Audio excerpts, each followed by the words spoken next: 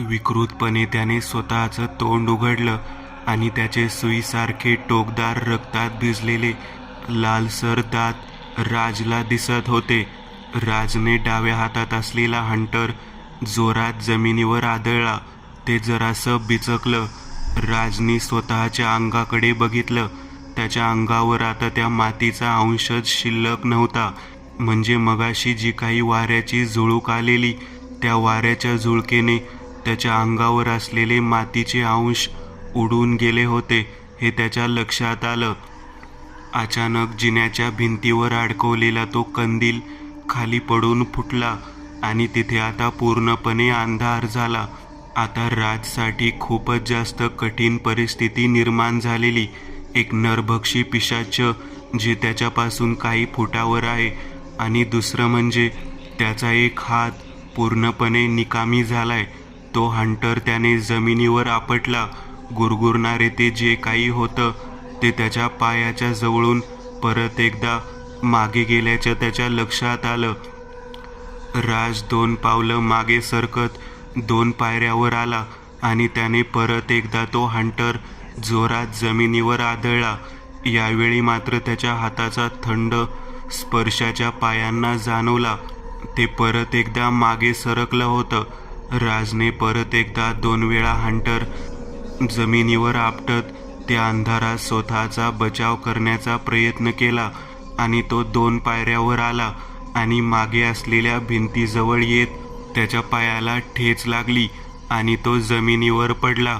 त्याच्या डोक्याला भिंत आदळली. तो पटकन उठून उभा राहिला, पण मागे भिंत आणि त्याच्या उजव्या बाजूला हाताशी एक खिडकी होती आणि पुढच्याच क्षणी ते जे काही होतं त्याने राजवर झडप घातली. राजला त्याच भिंतीशी चिरडत आणि ते त्याच्या शरीरावर हावी झालेलं अंधारात चमकणारे ते 2 बिंदू राजला आता स्पष्ट चमकताना दिसत होते.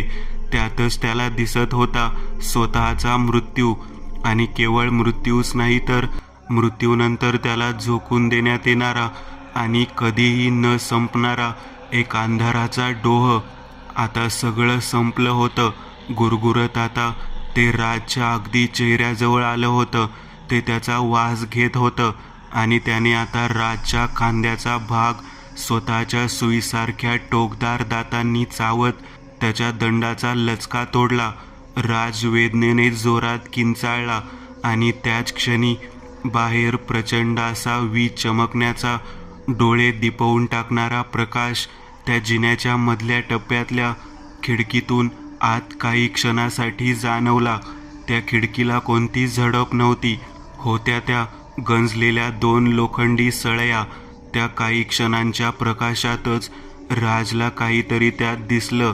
त्या लोखंडी सळ्यांच्या भोवती एखाद्या लाकडी वेलीसारखं काहीतरी गुंडाळलं गेल्याचं त्याला दिसत होतं.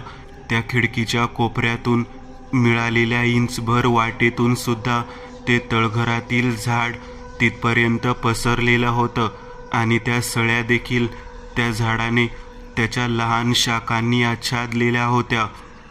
त्या काही क्षणाच्या प्रकाशात राजला त्या खिडकीच्या आजूबाजूला जमलेली तीच माती स्पष्ट दिसत होती. त्याचा मेंदू अगदी वायुवेगाने काही क्षण अलीकडे जाऊन पोहोचला, जेव्हा त्याच्या अंगावरून ती वाऱ्याची एक चमत्कारिक झुळूक वाहून गेली होती. त्याच्या अंगाला लागलेल्या मातीचा कण ती झुळूक उधळून त्याच्या शरीरावरून घेऊन गेली होती आणि त्यानंतरच या नरभक्षी पिशाचाने त्याच्यावर हल्ला चढवण्यात यश मिळवलं होतं. आता राजच्या लक्षात आले की ही मातीच सर्वस्व आहे. त्या पिशाचाने आता स्वतःचं तोंड त्याच्या गळ्याजवळ आणायला सुरुवात केली. राजने आता खिडकीच्या जवळ सरसावत खिडकीवर ठेवलेली सगळी माती, जेवढी त्याच्या हाताला येईल तेवढी माती हातात घेतली आणि त्या मातीने भरलेला स्वतःचा हात त्याच्या गळ्याजवळ येणाऱ्या त्या पैशाच्या तोंडाला फासला. ती माती जशी त्या पिशाच्या सूक्ष्माशा डोळ्यांना स्पर्शित झाली, ते विजेचा झटका लागावं तसं त्याच्या शरीरावरून ओढून मागच्या भिंतीवर जाऊन आदळलं. परत एकदा बाहेर प्रचंड अशी वीज चमकली. विजेचा तो प्रकाश काही क्षणांपुरताच खिडकीतून परत एकदा आत पडला आणि जमिनीवर पडत परत एकदा उभं राहिलेलं ते पिशाच डोळ्यावर हात फिरवत गुरगुरत होतं. त्या काही क्षणाच्या प्रकाशात त्याने खिडकीजवळ येत खिडकीच्या सळईला गुंडाळल्या गेलेल्या झाडाच्या त्या नाजूक पातळ शाखा तोडून आता हातात घेतला. त्या शाखा त्याने दोन्ही हातात घेत स्वतःच्या हाताकडे बघितलं. त्याच्या हाताला आता खूप सारी माती लागलेली होती. ती माती आता त्याने स्वतःच्या नाकाजवळ आणत एक दीर्घ श्वास घेत माती स्वतःच्या श्वासांनी स्वतःच्या शरीरात ओढली. त्याच्या मेंदूला जबरदस्त अशी सनकी बसली आणि त्याच्यात जणू काही एक वेगळंच प्रचंड असं बळ संचारलं. पुढच्याच क्षणी त्या पिशाच आणि त्याच्यावरती झेप घेतली आणि राजने त्याला तसंच झेलत मागे असलेल्या भिंतीवर पूर्ण ताकदीने आपटलं. ते पिशाच त्या भिंतीवर इतक्या जोरात आदळलं गेलं की त्या भिंतीला एक भगदाड पडलं. त्या भगदाडातून बाहेर निघालेल्या त्याच झाडाच्या शाखा आणि त्याच शाखामधून बाहेर पडणारी माती बघून राजला आता आणखीनच जोर आला.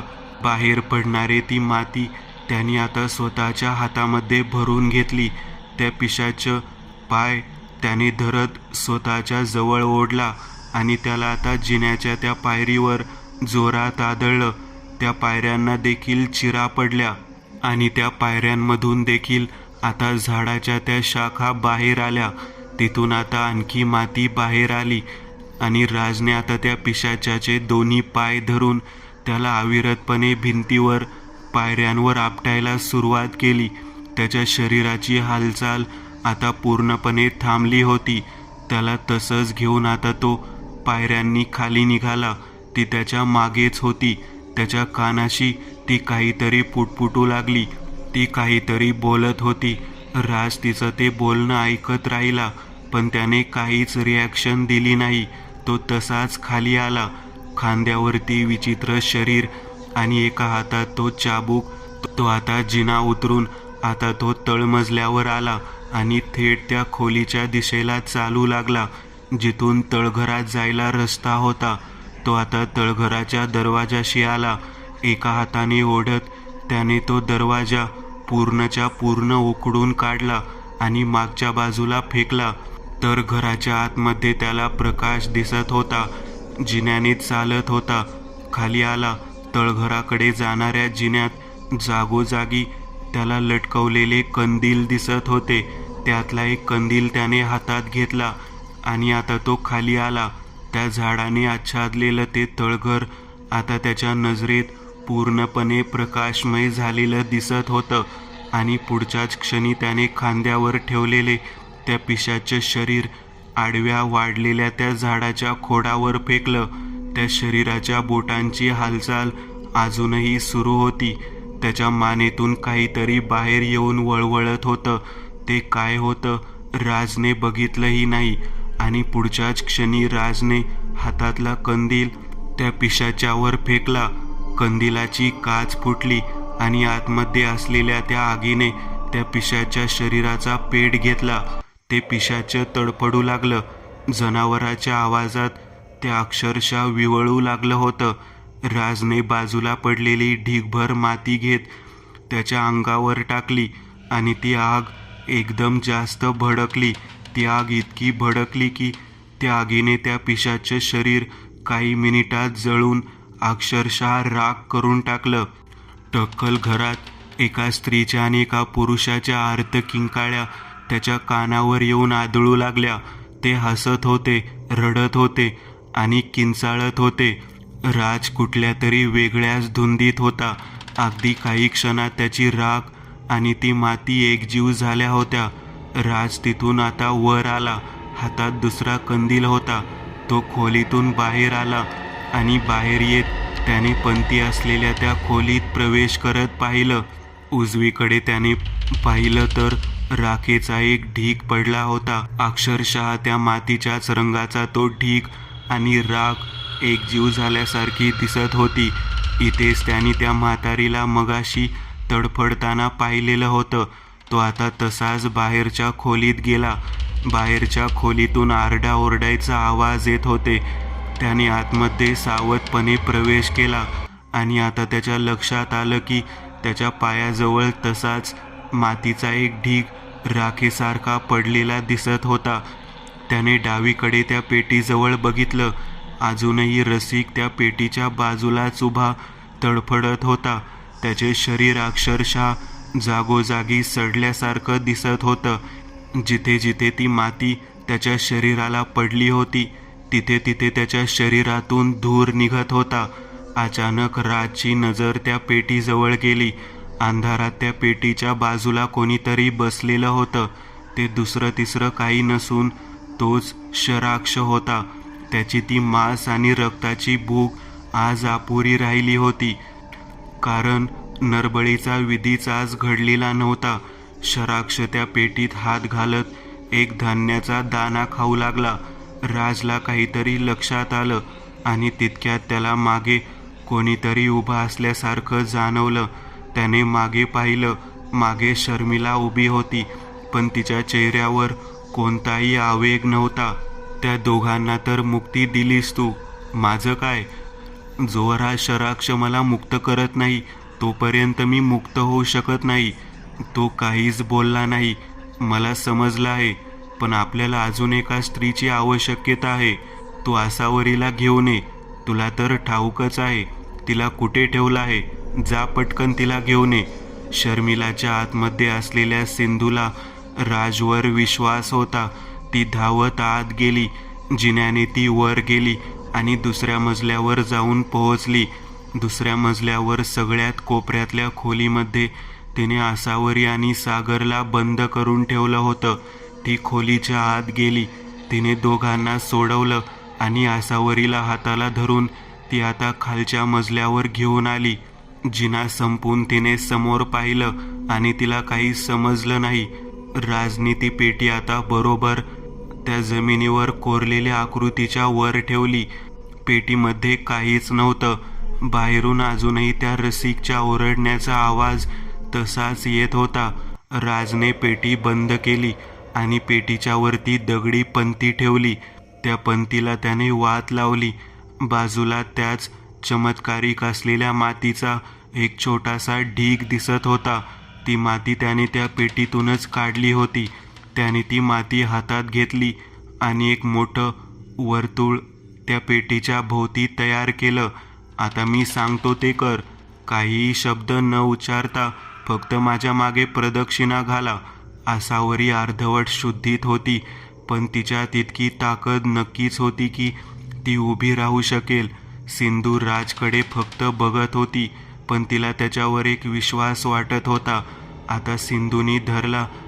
आसावरी सिंधूचा हात धरला. राज आता उलट्या दिशेला प्रदक्षिणा मारत तीच धून हुंकारत पुढे पुढे चालत होता आणि त्याच्या मागे शर्मिला आणि आसावरी चालत होत्या. 4 प्रदक्षिणा त्या तिघांनी पूर्ण केल्या. आता ते तिघेही थांबले. राजने त्या पेटीला हात लावला. सागरही तिथं आलेला. त्याला हे सगळंच विचित्र वाटत होतं आणि आसावरीला त्या वर्तुळातून बाहेर जायला सांगितलं. आता त्या वर्तुळात फक्त राज, शर्मिला आणि तिच्या आतमध्ये वास्तव्य करणारी सिंधू होते. आता त्यांनी मिळून 3 प्रदक्षिणा पूर्ण केल्या आणि खोलीतलं वातावरण अचानक बदलू लागलं. कंदिलाची वात उघडझाप करू लागली, पण ती देखील फडफडू लागली होती.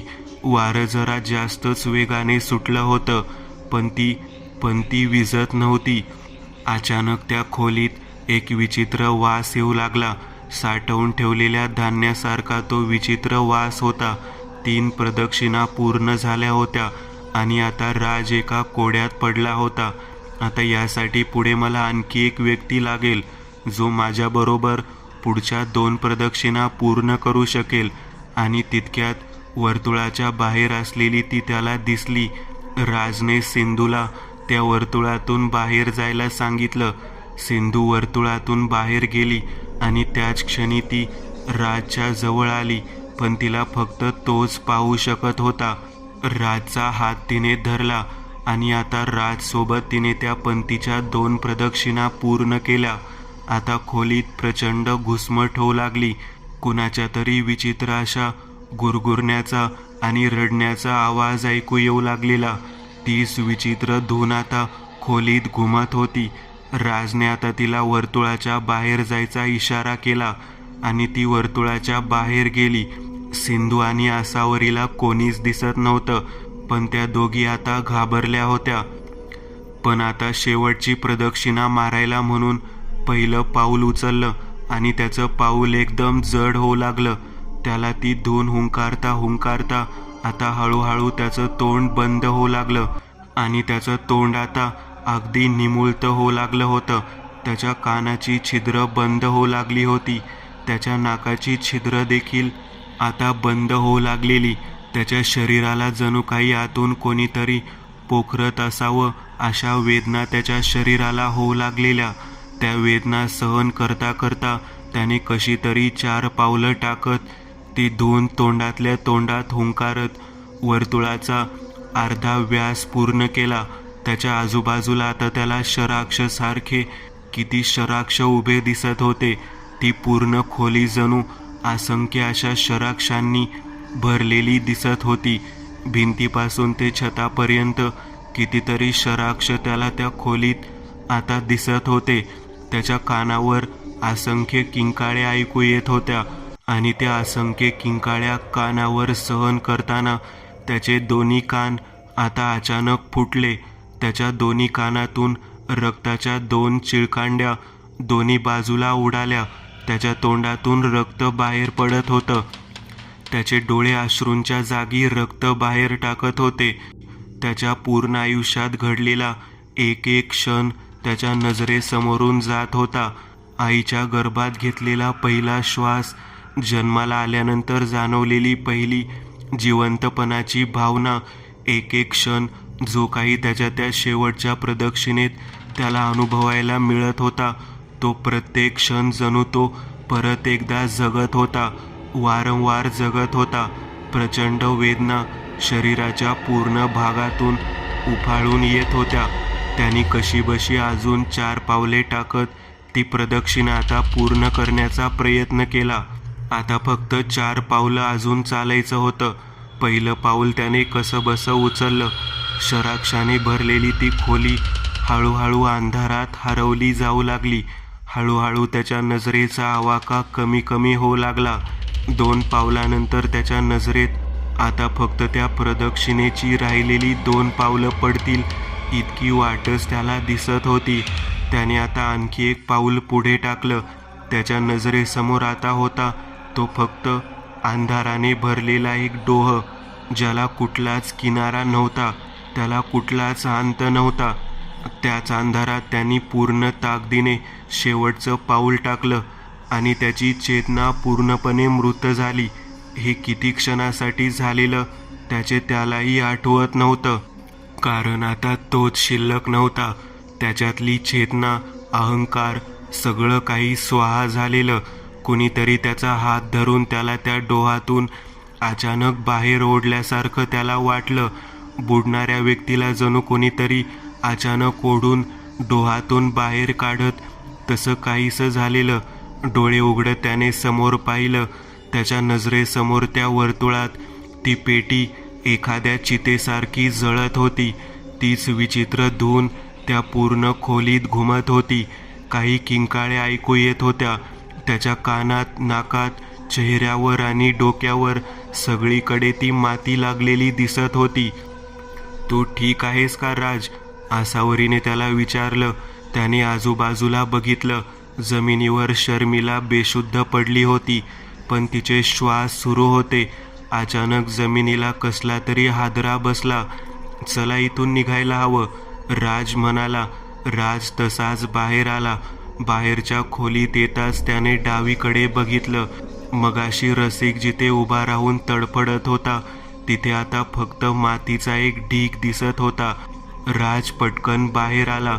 बाहेर ठेवलेले कपडे त्याने अंगावर चढवले.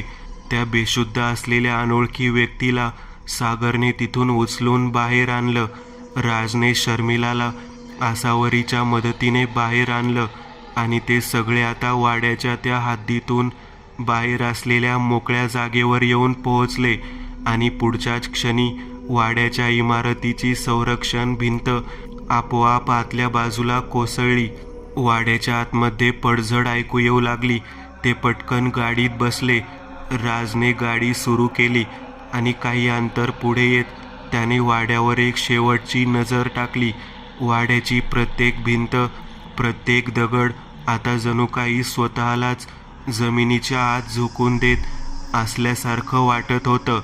1 वर्षानंतर आज तीच तारीख होती. त्या गोष्टीला 1 वर्ष झालं होतं. शर्मिला आता तिचं नॉर्मल आयुष्य जगत होती. राज आणि आसावरीने लग्न केलं होतं, पण 1 वर्षापूर्वी घडलेली ती रात्र आजही राजच्या अगदी लक्षात होती. रात्रीचे 2 वाजले होते. राज बेडवर आडवा होता आणि आसावरी त्याच्या बाजूला झोपलेली होती. अजूनही तो ती रात्र आठवत होता. त्या पिशाचमी जेव्हा त्याच्या शरीरावर पूर्णपणे ताबा मिळवला होता आणि ती पिशाच त्याचा जीव घेणारच होतं.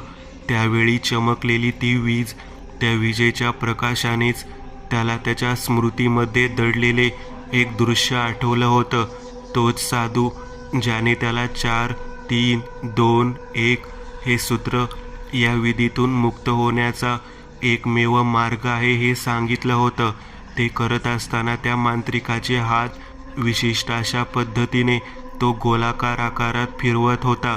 घड्याळाच्या उलट्या दिशेने त्याचे हात फिरत होते. ही एक अतिशय सूक्ष्म गोष्ट राजला अगदी त्या शेवटच्या क्षणी आठवली होती. ती मातीच सर्वस्व आहे हे त्या ग्रंथातही लिहिलेलं होतं. ती माती म्हणजे शराक्षस याच्यापेक्षा जास्त शक्तिशाली आहेत हेही त्या ग्रंथात लिहिलेलं होतं. ज्या डोहाला कोणताच अंत नाही असं म्हटलं जात होतं, त्या डोहातून मुक्तीचा मार्ग त्याला तिच्यामुळे मिळाला होता. पण हे सत्य होतं की कुठला भ्रम? त्याची नजर समोर असलेल्या दरवाजाकडे गेली. ती तिच्या त्याच वासनांदाचं स्मित करत त्याच्याकडे बघत होती. तो उठला आणि तिच्या जवळ आला. समोरच असलेल्या आरशात त्याने बघितलं. तिचं ते विद्रूप सौंदर्य तो आरशात बघत होता आणि कॅलेंडरकडे बघत त्याने पुढची आवाज कधी आहे याची तारीख बघितली. विकृतपणे स्मित करत त्याने तिला घट्ट मिठी मारली.